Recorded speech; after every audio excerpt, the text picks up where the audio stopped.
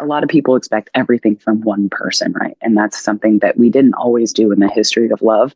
And that's just how modern marriages became. So this also is quite the killer of the intimacy and the romantic love, right? An absolute killer of that. So if you can like this is why I don't suggest polyamory to everybody. Absolutely. I was gonna say that was like literally my last question to end the podcast. I was gonna mention that I did want to talk about our differences of why I choose monogamy and why you choose polyamory. Because I feel like, speaking of politics, I feel like this is one of those things that for whatever reason has become very politicized. Like whenever I try to look up anything about polyamory versus monogamy and like understand the difference, I've noticed it's almost like this black and white, like fuck you to the other very side type of thing. So and I'm weird. Like, all right, you and I have a lot in common. I thought it would be cool. And it's one of my goals on the podcast is to be able to like not be so politicized on these issues, just like have a normal conversation about our differences. Absolutely. Like, hey, why do you like monogamy? Why do you like polyamory? So I'm kind of curious to know, why did you decide that this was a better lifestyle for you? Sure. Well, again, so I've never really understood monogamy. So there's no, I don't need my person to be, unless my person wants to fraternize with somebody famously toxic who like has like insidious tactics. I'm fine with like sharing. Like I've had a couple of my female friends like be with Michael, and I've been in other poly relationships, and I trusted those people and I loved it. It was fine.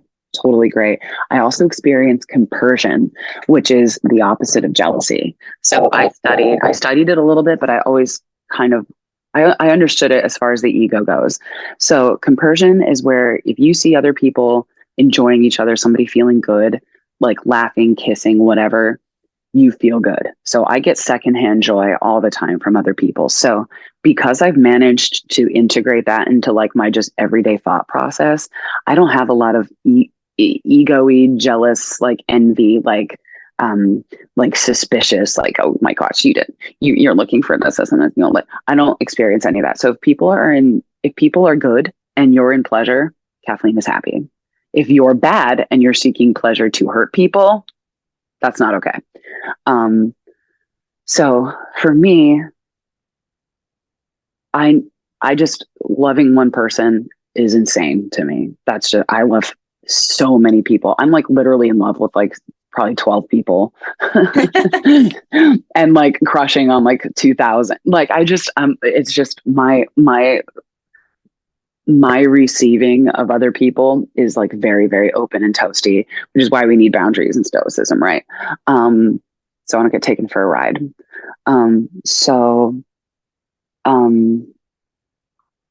Yeah, this was right. This was, and I'm like, and I don't want to like cheat, right? Like I don't want to like hurt people, I'd never want to hurt anybody.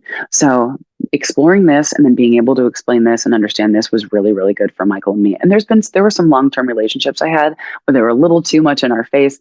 One of them, he's writing the musical with me. He was in my band for a long time. Oh my God, I was in 5 bands before COVID, by the way. I'm like so glad I'm not in anymore. Oh my gosh. I'm glad you're having fun. So I'm like, please give me a few years before I'm in another band. Let me write my musical. No, I understand. I right now I'm in a few bands and I am in the process of dwindling it down to just one. It's not that I don't like being in multiple bands. I do like being in multiple bands. It's just that I don't want to do a shitty job at 10 things. I want to do a great job at one thing. Yeah. Absolutely. Yeah, totally. Yeah. So anyway, that was always going to be just like a lifestyle I can manage. Again, also, so like it's really easy for me to recognize like patterns and like the needs of people. And if you mention something one time, like I'll remember it. So addressing people's needs and like remembering like their history and why they would do stuff, those are details that I just suck right up. So it is really easy for me to like remember. And then my queue can get really big too. So if I'm like, oh, this person did this, I'll make sure that I drop off this for them and then thank them about this. And then later on, I'll ask them about this after they do this interview. That's all very easy for me to do too.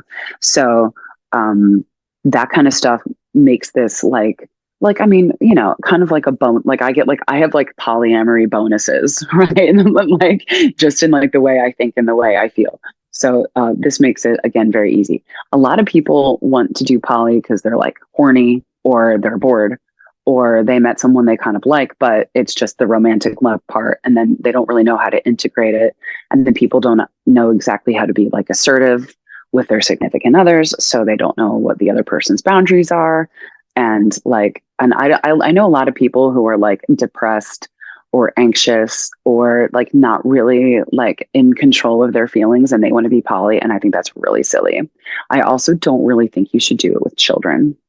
I think it's something that you do like if your life's goal is to explore love as like as a trajectory. Like that's something I wanted to be so fucking seasoned and experienced in like the love field. I was like, yeah, I'll do a lot of this stuff. Even though, you know, I know some of it's hard. Like I do a lot of work. I do so much emotional work, like every day. But the other option would be for me to, I don't know what, be like bored. And then like, I have a really responsible relationship with drugs. I'm like, what do I want to have like been bored and like gotten more into this or like started doing hobbies that were like less good for me. Right. Like if I wanted to start, would I just be like touring and then trying to like suck up fans? Like, I don't even know. So that was why I picked this. That makes a lot of sense. Like based, again, when it comes to these things, I think when it comes to like monogamy or polyamory, I think it's not so much that there's like one answer that's perfect. I think I read this quote recently and it really resonated with me. It was about government structures. It was like a quote about all these different government structures. And I kind of apply it to all different things that have different avenues you could take. And it was every good idea has an evil twin. And like basically what that means is like it means like every path you choose will also come with its set of difficulties. So for me, I believe that anybody should be able to pursue the relationship style that works for them. Like I don't think it's like one is perfect and one is, you know, not. I think it's like they're both good and they both have positive qualities, they both have negative qualities. Which is the avenue that's going to work for you as an individual and be the best solution for you. For me, because I speaking of jealousy, I'm like low key jealous of how not jealous you are. Like, if that makes any sense. Like, I wish I was like that because I'm definitely someone who has always struggled with like the anxious attachment style type of thing. Yeah. So I think, and that's our parents' fault. Usually that's our parents' fault. So I think for me, that's probably why I would pick monogamy, because I think I 100% agree with you about the idea that it is too much pressure. And maybe possibly one of the reasons why a lot of marriages don't work is because you're expecting all your needs to be met from that's very modern. Right. And that's very modern. I 100% agree with that. Modern. I think for somebody like me who has anxious attachment style, I think if I diverted those needs from other partners, it wouldn't allow me to figure out how to be alone. And that's just for me personally. You know what I mean? Because like, that's awesome. I totally like, I'm the type of person, if my partner doesn't feel like having sex that day, I'm like devastated. Like I'm like I internalize it and I take it personally.